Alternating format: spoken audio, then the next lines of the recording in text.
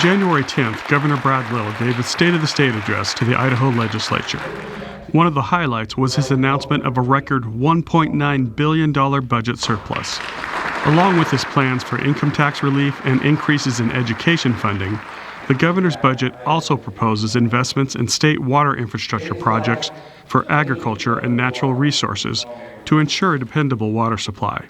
$75 million from the general fund and $250 million from the American Plan Rescue Act, or ARPA. The Department of Water Resources will manage these funds for projects like raising the Anderson Ranch Dam, water recharge infrastructure for the Upper Snake River Plain, and replacing aging infrastructure for irrigation districts and canals. That's welcome news for people like Representative Clark Kaufman, chairman of the House Agricultural Affairs Committee.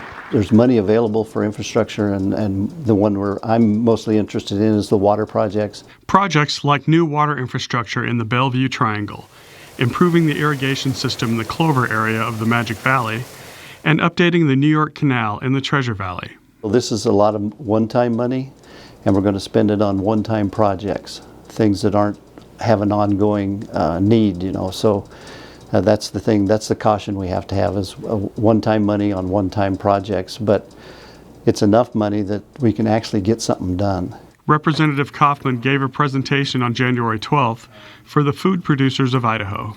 We do that every year so that the people here at Food Producers, which are all ag people, mostly all ag or have a connection to ag, kind of know what's coming with the upcoming session, if there's any bills that they need to specifically be aware of, or if they want to ask questions or bring bills, they'll know, just make a connection with the food producers of Idaho.